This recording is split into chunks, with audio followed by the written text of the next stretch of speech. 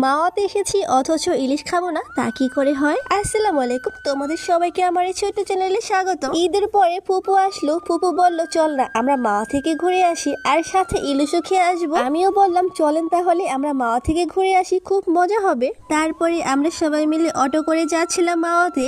এই তো চলে এলাম মাওয়া নতুন ঘাটে। এসেই আমার সবার প্রথমে চোখে পড়লো কতগুলো রাইড। আমার তো দেখে মনে চাচ্ছিল রাইডে এখনই উঠে পড়ি। তারপরে আমরা মেলার ভিতর দিয়ে হাঁটতে থাকি। হাঁটতে হাঁটতে দেখলাম কত সুন্দর সুন্দর জিনিস। হাঁটতে হাঁটতে আমরা এখন উপরে থেকে নিচে নেমে যাব, মানে হচ্ছে আমরা এখন পদ্মা নদীর কাছে যাব। নিচে নামার সময় দেখি এত মানুষ, মানুষের মাথা মানুষ খায়। অন্যদিকে দেখি আমার মেয়ে তার মামার সাথে সুন্দর করে টুকুস টুকুস করে হাঁটছিল আর একটা খেলনা দিয়ে মুখ দিয়ে বেলুন ফুলাচ্ছিল। দেন হচ্ছে আমি আর আমার ফুফাতো বোন খালি পায়ে একটু পানিতে পাটা ভিজাচ্ছিলাম। পানিতে যখন পাটা ভিজাচ্ছিলাম না তখন যে এত মজা লাগছিল কি আর বলবো। দেন আমরা সবাই মিলে অনেক মজা করার পরে আমরা একটা হোটেলে চলে গেলাম ইলিশ খাওয়ার জন্য। হোটেলে যাওয়ার পরে আমার ফুফাতো ভাই আর আমার ভাই ওখানে গিয়ে দুইটা ইলিশ আর বেগুন ভাজতে দিল। ভাইয়াটা আমাদের ইলিশ আর বেগুনটা খুব সুন্দর মতো ভেজে দিল আর ইলিশের লেজাটা দিয়েছিল ভর্তা বানাতে। দেন অনেকক্ষণ অপেক্ষা করার পরে চলে এলো ইলিশ আর বেগুন ভাজা, সাথে ছিল ইলিশের লেজার ভর্তা, সাথে